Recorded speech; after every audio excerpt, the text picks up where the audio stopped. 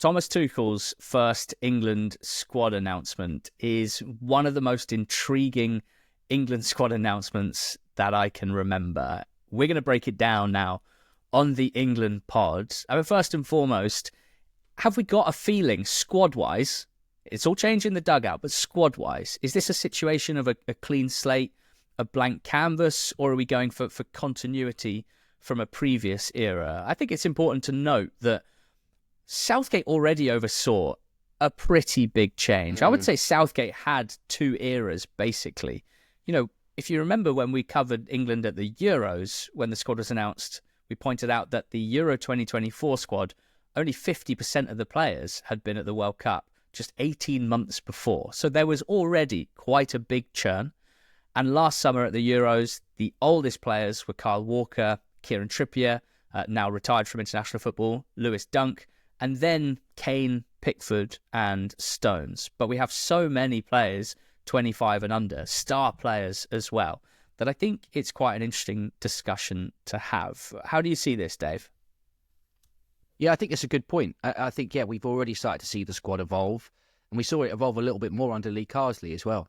There were players who were involved for the first time there, like Lewis Hall, like Angel Gomez, and others. And in some ways, it's going to be as interesting to see which older players he picks as it is which younger players he goes for as well. I think there are interesting decisions at kind of both ends of the age spectrum, and then there's like a big crop of players in between the two that really established prime operators: Bellingham, Rice, Saka, Foden. Those are the, non-negotiables really, obviously going to be in there. But then if you look from goalkeeper to fullback to centre backs to midfielders to wide attackers to number 10s to strikers, there's loads of interesting decisions for him to make. George, we've talked previously about the expected shape that England will play, what formation essentially, and understanding that formations are pretty fluid these days, in and out of possession, but broadly expecting a 4-2-3-1 in possession, which out of possession generally will either look like a 4-5-1 or, as is quite often the case in club football, a kind of 4-4-2 shape out of possession. Starting at the back, England's goalkeeper Jordan Pickford has been one of the most established members of the team for such a long period now. What do you see as the short-term and maybe mid to long-term goalkeeping situation? Because it's not an area of the pitch where England currently have famous depth, shall we say. But you don't really need famous depth. You basically just need one really good one, or let's say two in case of injury. Yeah, it's interesting to see what he's going to do, because there's so much preconception with England fans and like a history of opinion on players, and then coupled that with a loyalty from Gareth Southgate for certain players, Pickford included, that he was always a shoo-in. Whereas suddenly now, with fresh eyes and a manager in charge who knows he's probably only going to be here for 18 months, it wouldn't surprise me if Pickford was one of those who could be in trouble. I'm sure he'll be in the squad, but I'm pretty sure Tuchel will be looking for alternatives. But the issue is there aren't any really obvious alternatives. Nick Pope is someone that I think has often been kind of underrated in terms of how good a keeper he is.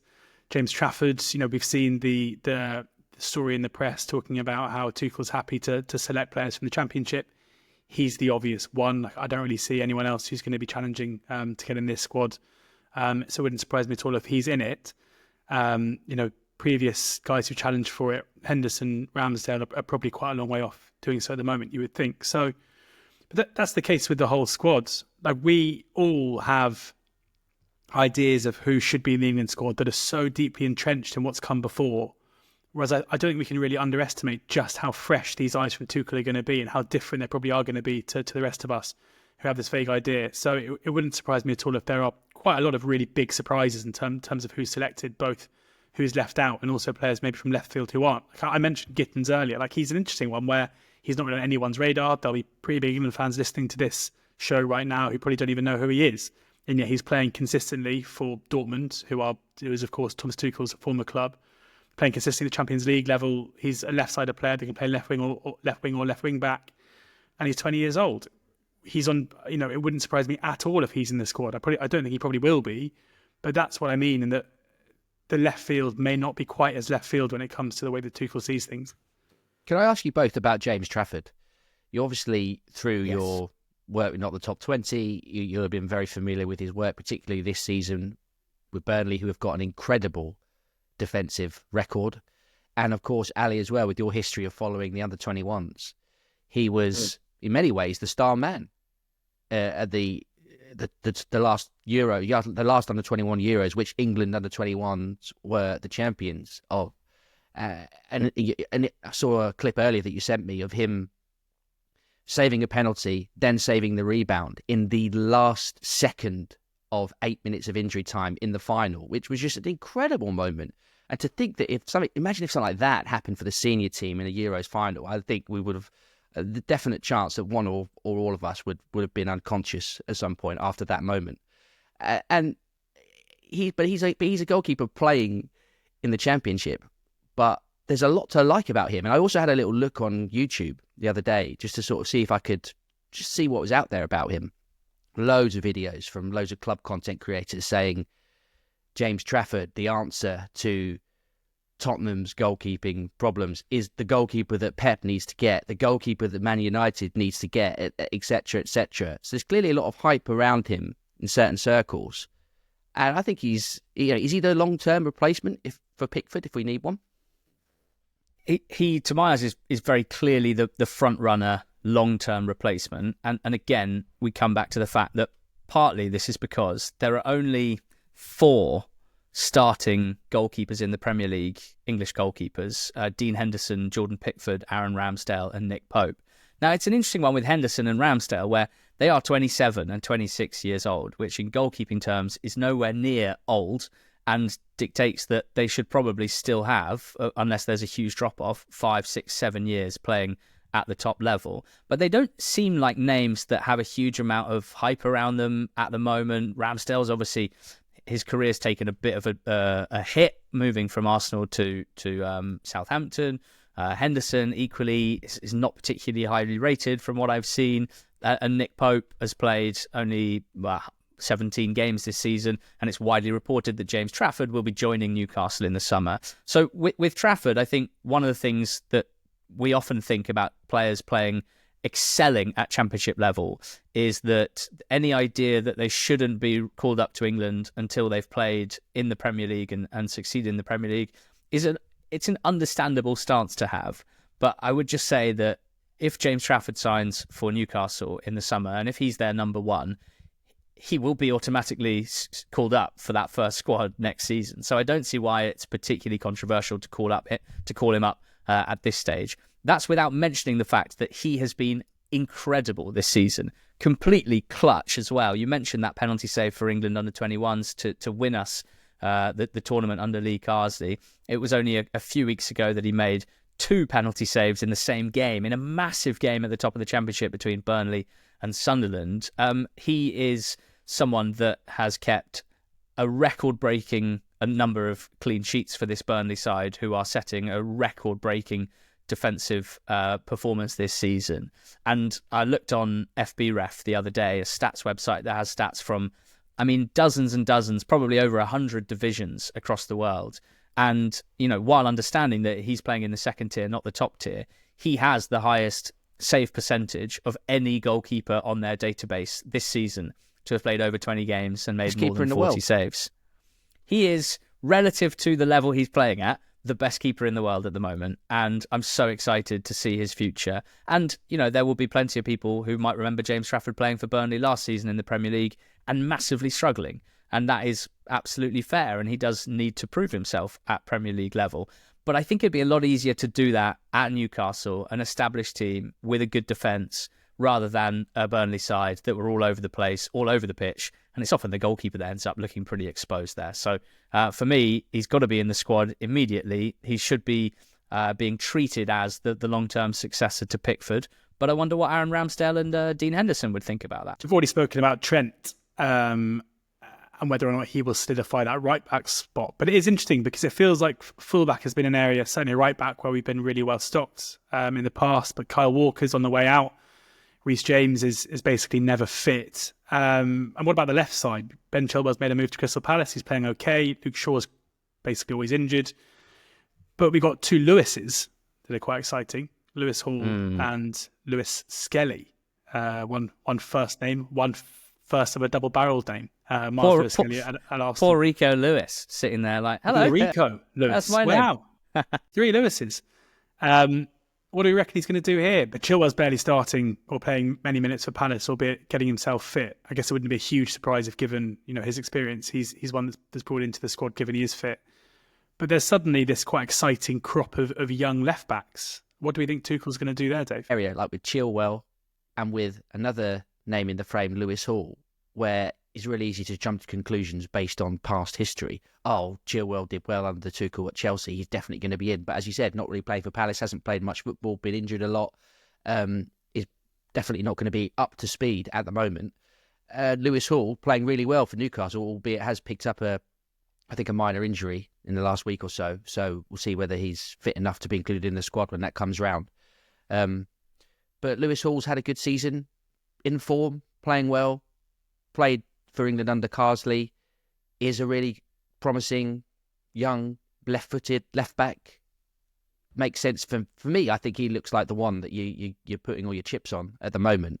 But there are options. I mean, there's not. I don't think we should discount Tyrick Mitchell either, who does have 2 England caps, got a couple of caps in 2022, has played most of the minutes this season for Palace. I think he sort of plays as a wing-back in that system. So I think he could be another option as well. Yeah, I mean, it's all coming up Lewis Hall in my eyes, except that he's picked up an injury, which is obviously kept him out of the Carabao Cup final, and so may not be involved in this squad. It's a bit of a shambles elsewhere, as discussed. I mean, just looking at, as we're recording, the amount of Premier League starts made by England's sort of established fullbacks is fairly worrying at this stage, albeit the World Cup is months away, so maybe it doesn't matter that much.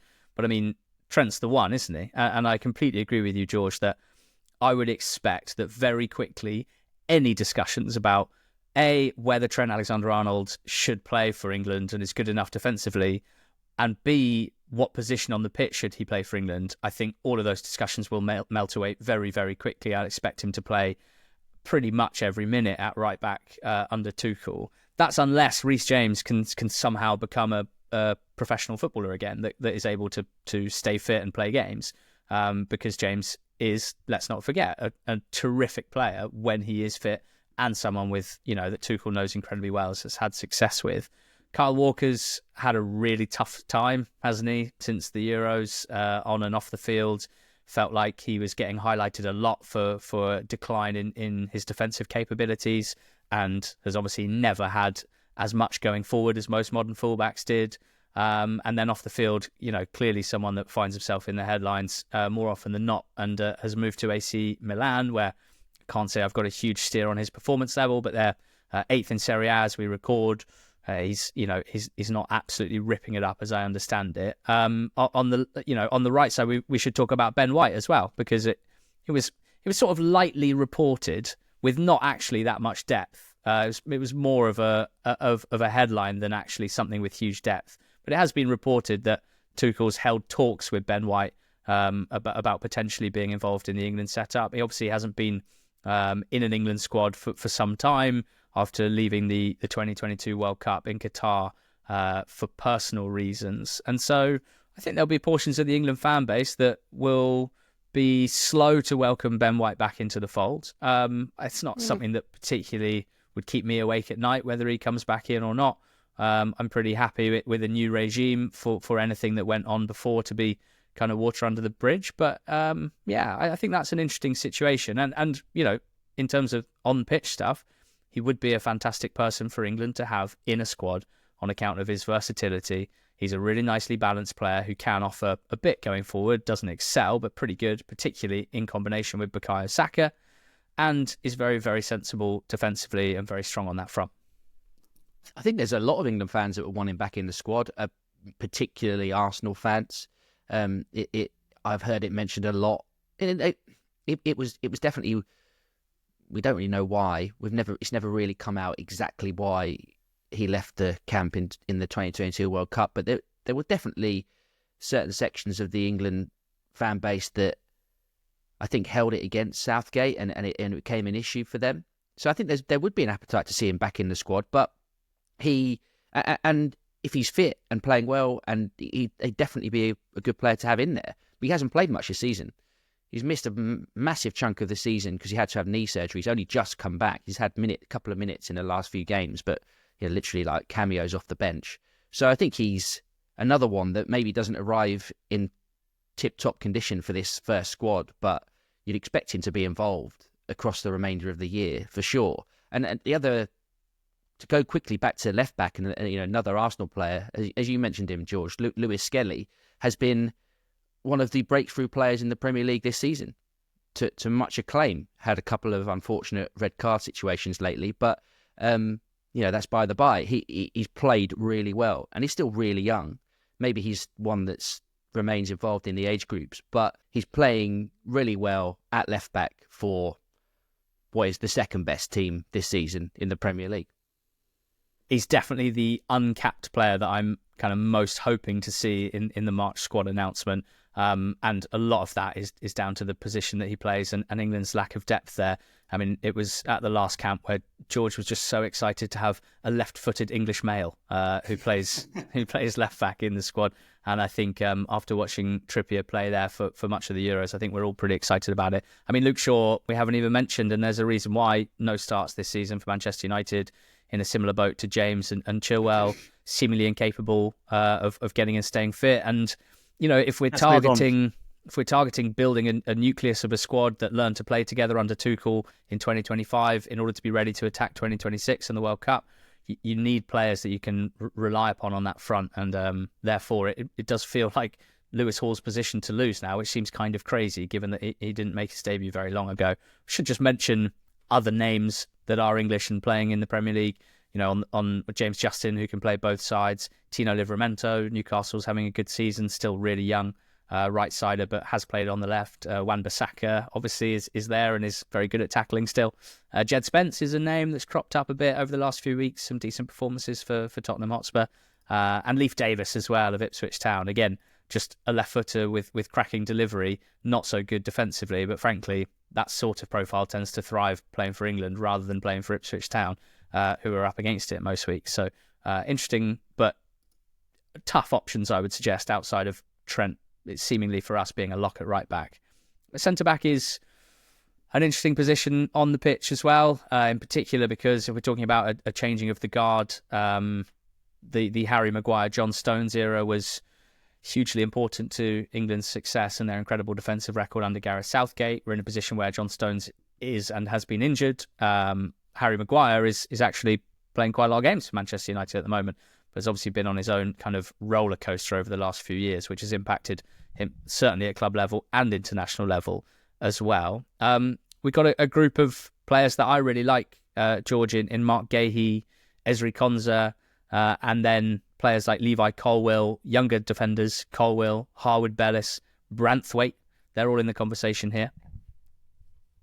It feels like a kind of changing the guard where pretty much my whole lifetime, England centre-backs have been the kind of colossus who sat at the back for the teams at the top end of the Premier League, whether that's, going back to Tony Adams through to JT and Rio, through to Maguire and Stones. Like, it's always been the case. Whereas now the best England centre-backs seem to be those who are standout players for teams who aren't necessarily the top end of the Premier League. Then that doesn't mean they're by any stretch not as good. And it would be no surprise in my mind at all if certainly Gahey, Konsa, if these guys do get, Gahey's obviously been linked to moves pretty recently to that top level. And I don't think it's an issue. I think we are blessed to have very, very good centre-backs. I think in the last two major tournaments, we've seen guys come in kind of from the cold and perform very well. And that was the case with Konsa and Gahey last summer too. So, I know Harwood Bellis came in the last squad and came off the bench and scored a goal. I see it pretty unlikely that he's going to get a look in here. Tomori's been the one that a lot of people who kind of clamour for him to be included in the squad given his exploits in Serie A. From what I know, it hasn't always been that impressive of his performances out there. And it's a position we've got a lot of depth in, even if not necessarily star quality. So feeling relatively confident and happy. And Stones is someone who you'd anticipate, if fit, will be a mainstay there as well. And it's going to be finding the player to rotate alongside him, which I imagine will continue to be Gahey. I think it's going to be really interesting, especially with Stones not fit enough to be in this squad. I think we should mention Colwill, who has played almost every game for Chelsea this season. And yeah, they've had their ups and downs. They've had some good spells this season, but lately their form has been a bit patchy. But he played a couple of the games under Lee Carsley, can play left back as well, which is another name to throw into the mix on the left side. But he's a left-footed centre back who's playing for a Champions League chasing side in Chelsea. So I think he's definitely got to be in the mix for sure. Yeah, I think Colwill. I think he's going to be absolutely excellent. I think personally he's someone that could rack up an incredible amount of caps in the long term. Basically, just the whole trajectory of his career so far, the way that he carries himself, the confidence with which he plays, sometimes even when he's not playing that well, I think is really impressive, and I think lends itself to being an England international. And I think, within his age group, he's still under 23. You're looking at a guy that's an absolute leader, within his age group, and those guys tend to become the absolute leaders at senior level. So that he clearly has an advantage over Gahey and Konza and Tomori and Harwood-Bellis because he's left-footed, and a lot of managers always want a left-footer and a right-footer. We're not very blessed with left-footed centre-backs at the moment, although it's definitely worth pointing out Branthwaite. Everything I've said about Colwill, I would say about Branthwaite as well. I'm really excited about both of these young centre-backs for the future of England. I think for now we're in fairly safe hands with Gahey, Colwill and Konza. The issue that you have is always trying to find a good balance. You don't necessarily want two massive ogres that win everything in the air but aren't particularly good on the deck. And you don't want two really nice technical types that don't like it up them either. So, I think football's moved away a little bit from needing, really strong physical defenders. And the Spain team that won the Euros had Laporte and Lenormand at centre-back. Those aren't old-school centre-back types. But we do need to be able to defend our box. We don't have a huge amount of height in the team, and so you do want to make sure you're not over-indexing on technical types at the risk of being a little bit weaker, shall we say, aerially and physically. Tomori is a difficult one because no one really watches much of Tomori. At least not many people. Some people must do.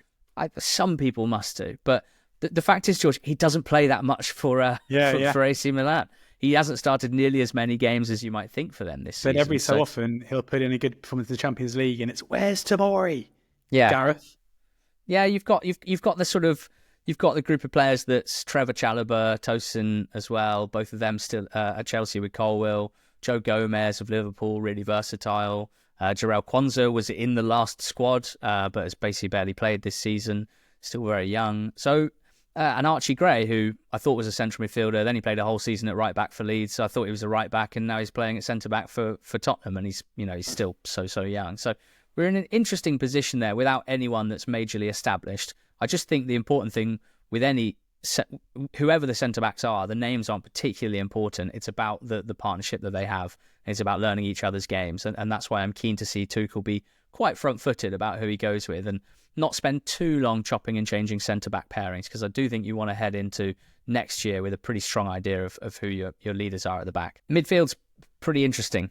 Discussion around England's midfield, England's midfielders, and the midfielders that we do or don't produce has been keeping us all going for decades now. I mean, what do we think the midfield looks like here? We got used to Rice and Phillips for a while. Since Phillips has kind of fallen off and not been involved with the England setup, it's felt like we haven't been that sure on what's the best way to go about things. Declan Rice is clearly an important and senior player, but there's still debate about where he should best be deployed in an England shirt. Angel Gomez came in and everyone was very pleasantly surprised about the qualities that he offered at the base of midfield. But he doesn't even play that much or hasn't played that much for Lille this season. Adam Wharton came in before the Euros, wowed everyone, didn't make it onto the pitch at the Euros and has been out for a lot of this season, has come back and is now wowing everyone once again. And Curtis Jones, it was basically one of the best and most impressive players in Lee Carsley's last international camp. That's not mentioning Kobbie Mainoo and Conor Gallagher as well. George, what's your take on this area of the pitch? Yeah, I think I'm pretty excited by it. I think there are a lot of players here who have immense potential and maybe aren't necessarily that profile of player that we're used to having, and who would complement Declan Rice pretty well. And, if we are assuming this is going to be a 4-2-3-1 of sorts, then it's one player to go alongside Rice. And I think you can make a case as to why Adam Wharton will be that player. Certainly that gives you a nice right foot, left foot balance, and his ball progression we know is exceptional. And in terms of the defensive side of the game, he is improving. You've got, we saw what Gomez can do with the ball last time.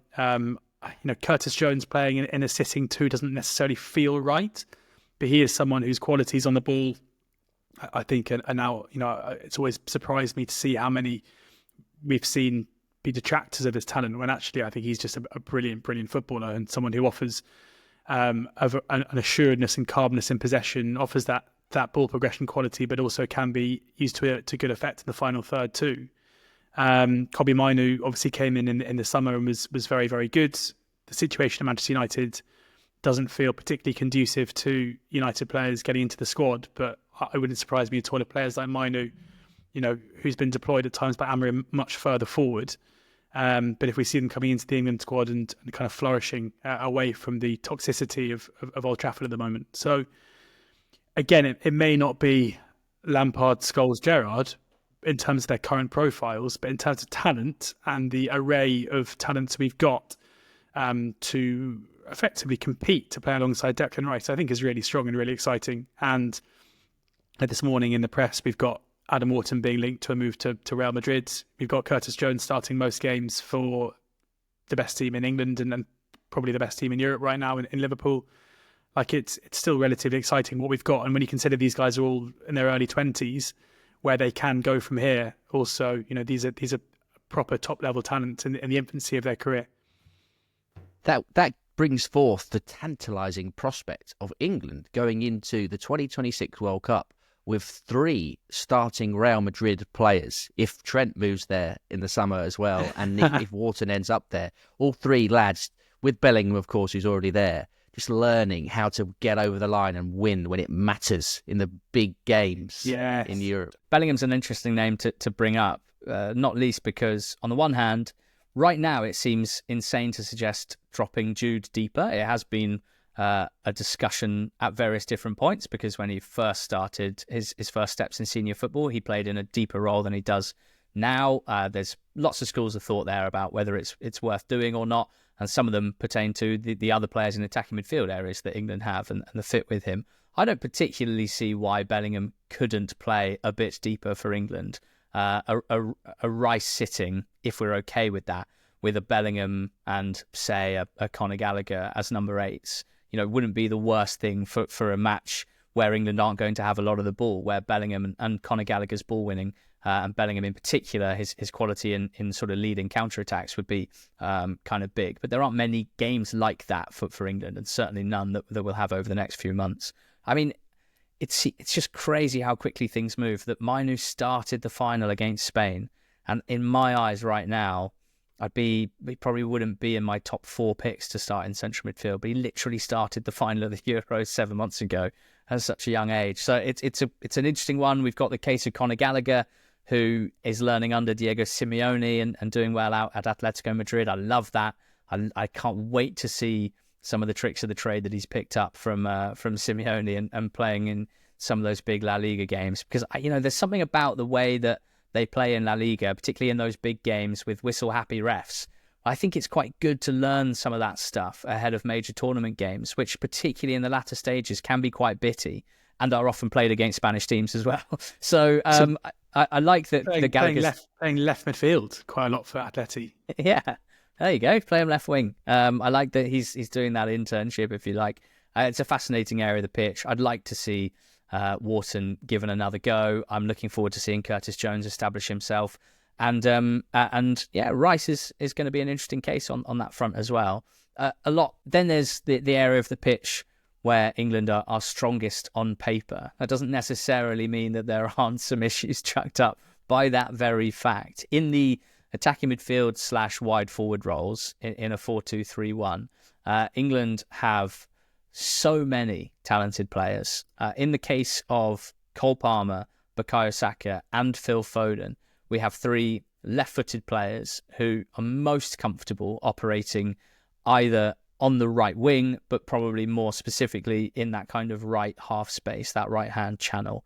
And it's difficult to accommodate all of those players in the roles in which they thrive.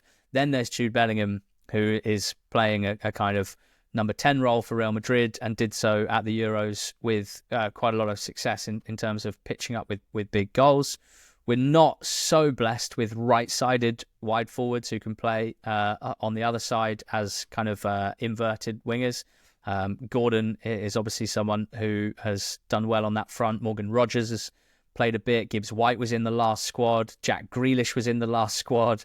James Maddison is still in the picture. Ebere Eze has been involved. And that's not to mention people like Jared Bowen, who I always feel quite bad for, because no matter how well he plays, it's very different. It's very difficult for any England manager to get him meaningful minutes in this team. You could say the same for Noni Madueke and I guess Harvey Elliott as well if we're chucking names in. But how do you best get all of those players into an England team in a way that brings out the best of them and gives the team the best fit, rather than just kowtowing to individuals? Yeah, look, it's another area of the pitch. It's really interesting, and it's the archetypal good problem to have, right? But there is some danger with it as well. It comes back to what we were saying before, in that it can distract a manager, and there can be, I don't know, you might feel under pressure in terms of the way they carry themselves as senior players. Saka, Foden, Palmer, Bellingham, they all expect to start because they're all among the very best players for their clubs. They're some of the best players around.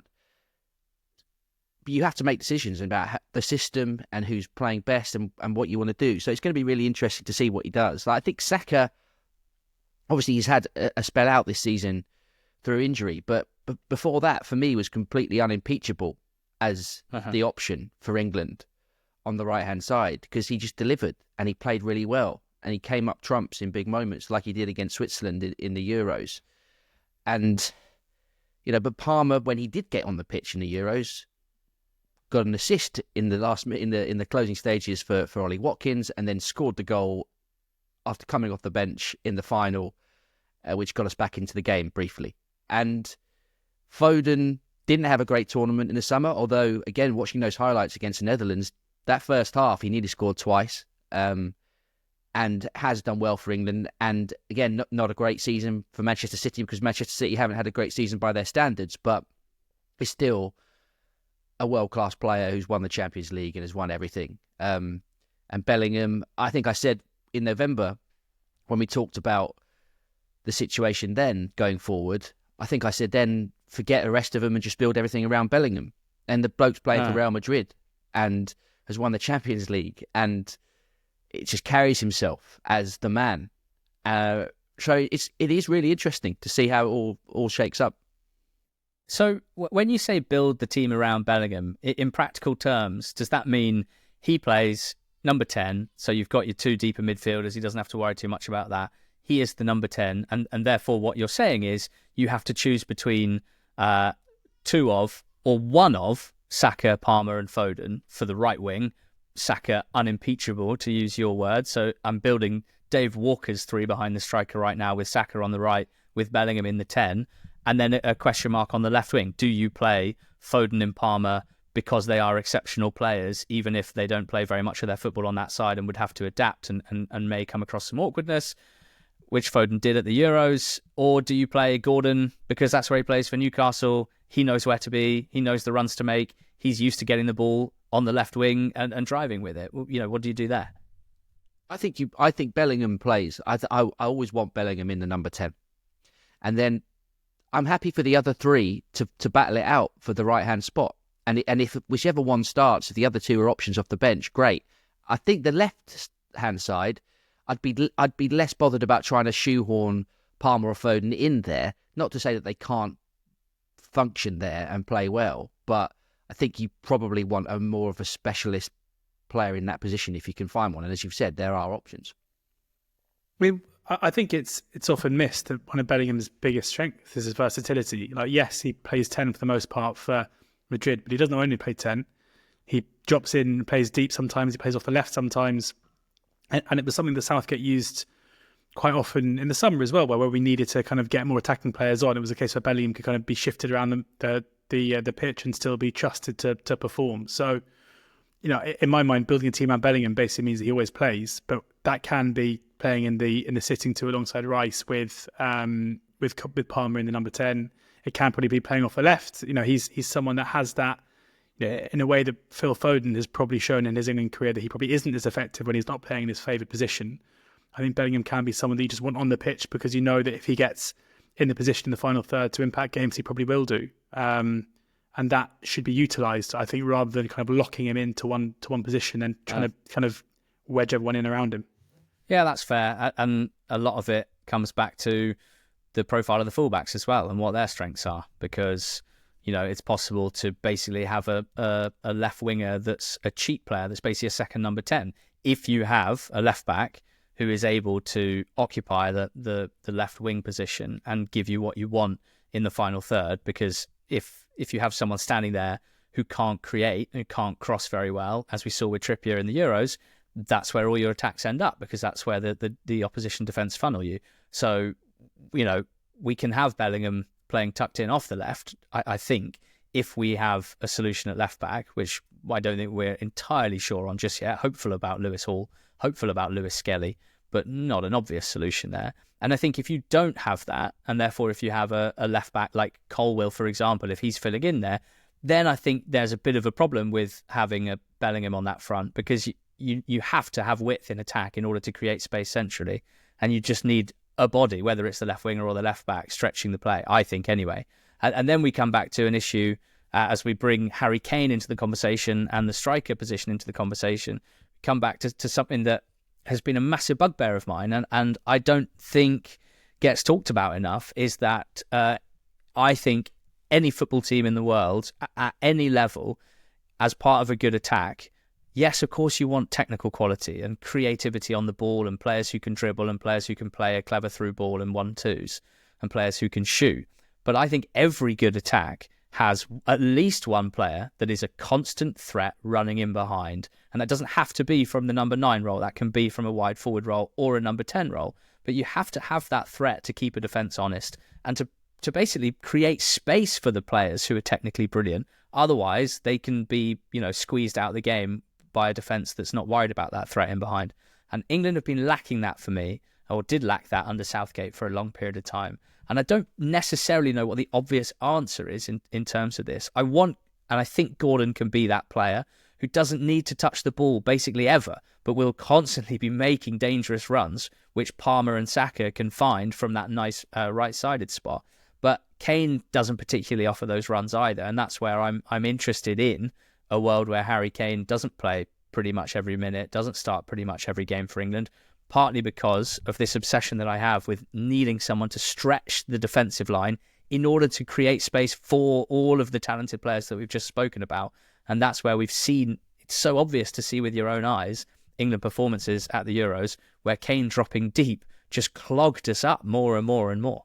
And then you've got the fact that Kane is England's record ever goal scorer, England's captain, someone with an absurd goal scoring record, still had an absurd goal scoring record under Thomas Tuchel last season.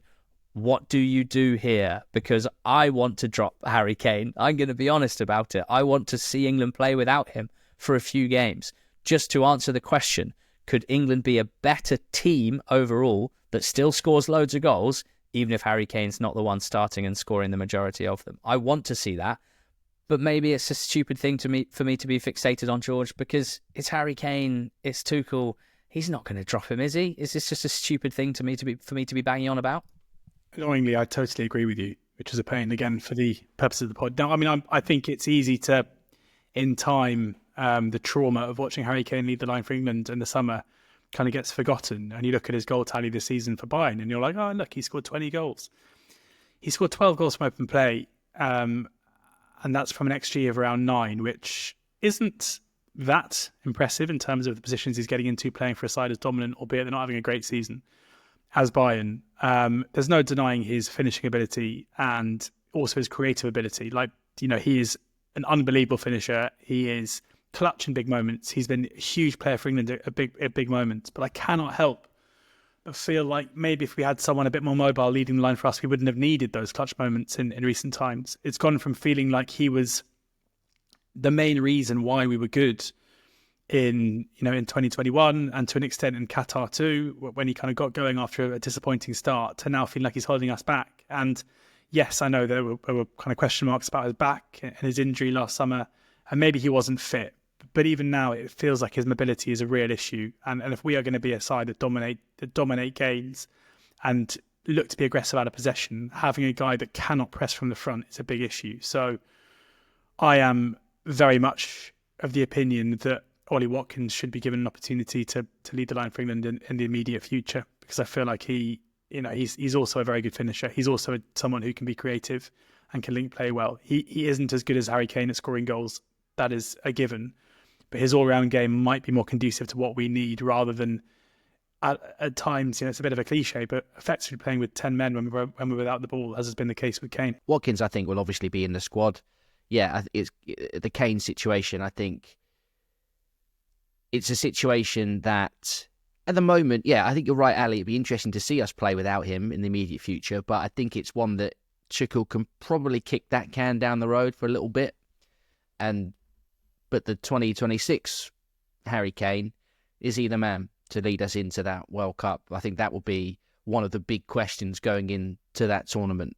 Apart from that, other options in the striking department, you've got Solanke, who has impressed at times for Spurs, I think, this season. Has also had a few injuries, and Spurs have had, a very difficult season as well.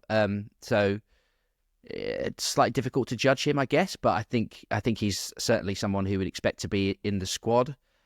You've got, we haven't spoken about Marcus Rashford at all, and he's obviously had a very difficult time of it for Manchester United, but now has gone to Aston Villa, and there are some perhaps green shoots of hope emerging that he could potentially get back to some form. He's had a few moments so far. Sancho has been playing for Chelsea. But he's more he's one of the wide he's one of the wide forwards, I suppose, in terms of talking about central striking options. The other, Liam Delap has had a good first season in the Premier League. Has had a good season in the Premier League with Ipswich. Has impressed in moments here and there. Scored some nice goals. Scored penalties. And then what about Ivan Toney, George? I've seen you've had a couple of back and forths with a few fans around Ivan Toney recently. He's obviously gone to Saudi. He was in the squad in the Euros. He did contribute in the Euros, came off the bench in that game against Slovakia, and also scored the penalty, one of those penalties against Switzerland. I would completely rule him out. I think in terms of, obviously Saudi is a diminished level, vastly diminished level compared to the Premier League. But he didn't play loads of football, really, because of his lengthy ban before the Euros.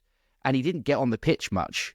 But when he did, he played a very specific role. And he was there as one of those really super reliable penalty options if you need it. And in a tournament, if you're going to win it, the chances are you will have a penalty shootout at some stage. So I don't think he should be completely discounted. I think he can still do the things that he's done for England in the past if Thomas Tuchel wants him to be that guy. I think there are kind of a few reasons why I really disagree. There is like a precedent to be set by Thomas Tuchel, I think, about players that want to move to Saudi. And in my mind, when Ivan Toney made the decision to take that move, he'd have been fully aware of the likely repercussions of making that move and what that would be for his England career. And he didn't really seem to care. Like, it didn't seem to dissuade him.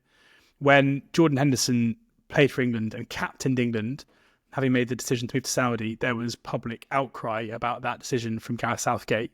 And it eventually led to, for various reasons, Henderson, making an absolute fool of himself when giving an interview off the back of that, but also making the decision to move back to Europe just before a major tournament, and I'm sure it wasn't the whole reason wouldn't have been to work his way back in the England squad, but I'd be amazed if Gareth Southgate hadn't had a word with him and said, realistically, if you want to try and play your way into this squad, you're going to have to make this move. And I think that kind of reversed the precedent to an extent. And to select Tony now, I think would open a can of worms, really, to basically say to, if you take our squad, Thomas Tuchel has supposedly made a list of 50 players that he thinks are the top 50 players that England have.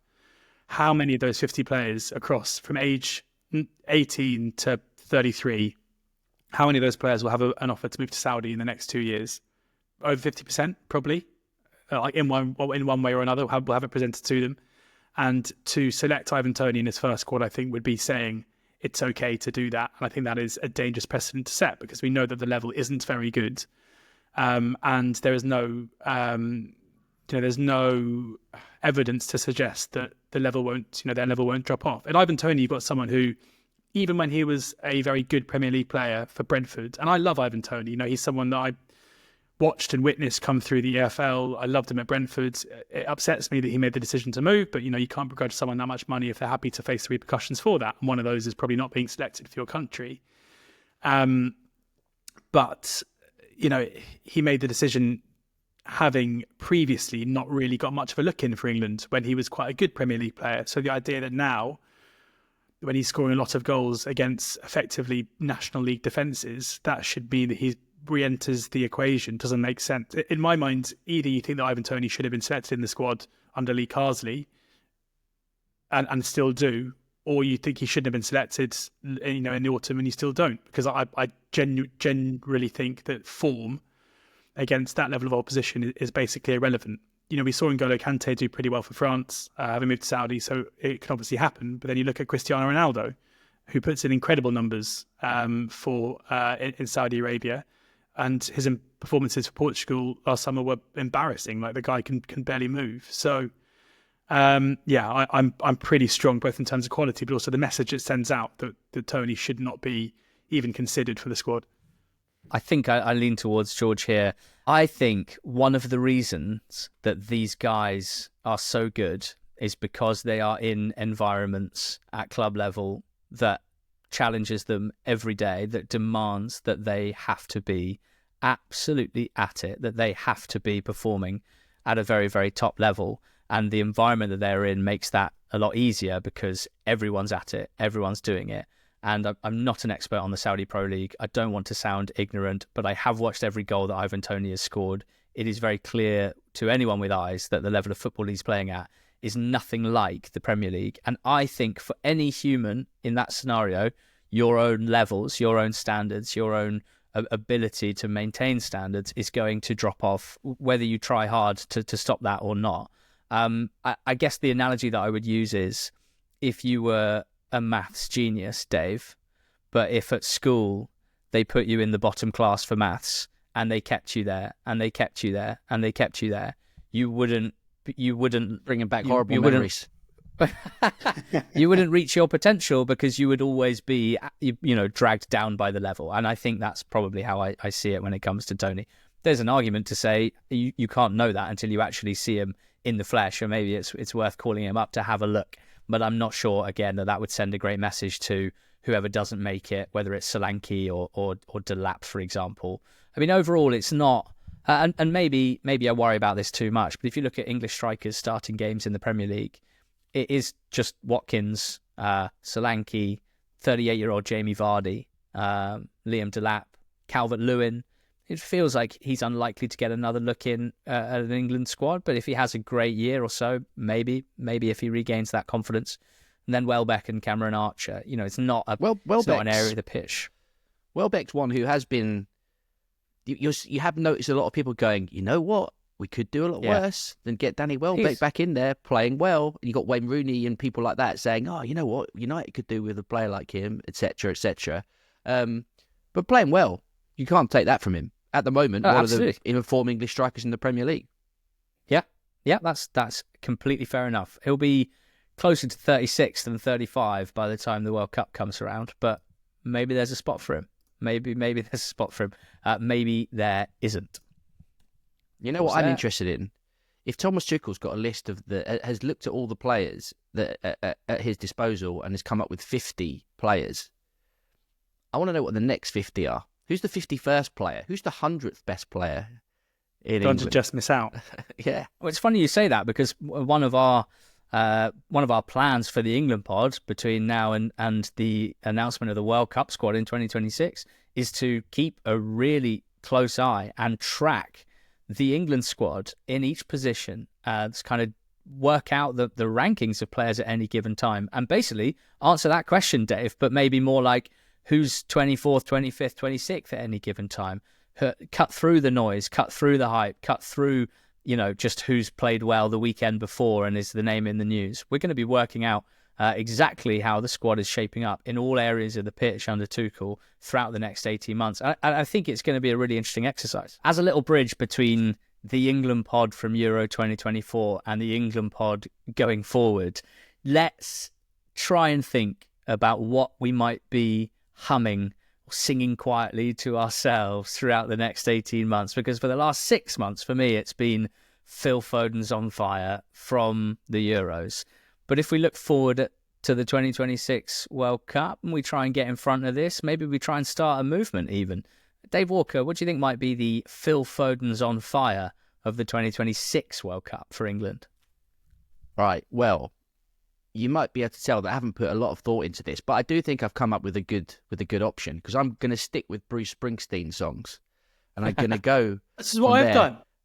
It's got to be Born to Run, I've done exactly right? the same thing. Which player have you got? God. Which player have you got? Born to Run. I've done 4 Springsteen songs. For Born God's to sake. Run. Okay. I've got Anthony Gordon. Well, no. See, I think the best part of this is not actually the Baby We Were Born to Run, which does fit nicely with a player, but it's the oh, which you can just see the fans singing that constantly in the stands. But if it really fits nicely with Bellingham. Bellingham was born to score. Oh, Bellingham was born to score. I love that. Over to you, George Alec. Well, so I did 4 Springsteen songs. Because obviously he's like, the boss is Mr. America, isn't he? So like, given we're going out to America next summer, I thought try to stick on that line. The final's in his hometown. I started with 2 of his more kind of calmer songs, which don't really work for football charts at all. You got the Streets of Phil and Saka, which instead of the Streets of Philadelphia. We've got, how about like a twist to the Foden song from last time, where he's also got I'm on Fire, which is a great song, but a bit of a calmer song. And he could say, tell me now, baby, is Jude good for you? And can he do all the things that I can do? Oh no, I can take you higher. Oh, Phil's on fire. I'm not going to sing it like Dave did. And then Born to Run, Anthony Gordon. But I've decided on the best one has to be the American anthem, Born in the USA. But which one of you can say who it's about first? Born in the Torquay. Ollie Watkins. Yes. Amazing that you have to change the way that place name is pronounced to fit your song. Born in the Torquay, I was born. Incredible. I love that. Thank you. Well done, guys. For me, again, George, if you think it's important to represent one of the great American singers as we make our pilgrimage next summer, all being well, I don't want to jinx qualification, all being well, I'd be looking at a Whitney Houston song, and I'd probably be singing, oh, wanna dance with my gay, I wanna feel the heat with my gay, something like that. And then the other one that scans so nicely, but on a footballing level, a lot of things would have to happen for this player's name to be the one that we're singing, could be the answer to England's left side of attack problem. And it's to the tune of Pretty Green Eyes, and it's Morgan Gibbs White. Yeah, so I love full it. of sparkle and such light. Let me remind that Scotland have been left at home. Scotland have been left at home. I think that could work well. Yeah, that is good. My other, because that kind of aligns with, I was thinking, given that, Will Grigg on fire, he didn't get on the pitch in the Euros. Foden was we all sang a song about him, but at the same time we kept saying that he wasn't very good. Like Waneri could be that player that goes to America and isn't seen. One kiss, but Waneri, Dua Lipa. But I didn't get further than that. One air is all it takes. Yeah. Yeah, could be. Well, that was a mind-bending walk through potential Thomas Tuchel England squads. So much to talk about on that front, and hopefully you've enjoyed the England pod discussion of it. We can't wait to cover the March international break. Thomas Tuchel's first games as England manager. We've got tons of content lined up for you, both on the pod, on the YouTube channel, and also on our social feeds. Please do give us a follow on all social platforms. The handle is the same for Twitter, Instagram, and YouTube. It is England_pod. And on TikTok, England.pod. There'll be loads of content made specifically for those platforms. It'd be fantastic to have you following along for the journey. But that's been our look at the England squad, potential candidates for Thomas Tuchel, both old names and new ones too. Let us know what you think. Which players have we not talked about enough here? What areas of the pitch are looking good or looking a little bit iffy? Let us know. It'd be great to hear from you. And we'll be back at the end of this week reacting to the choices that Tuchel makes, reacting to his first England squad. Join us then on the England pod. Thanks for listening and go well.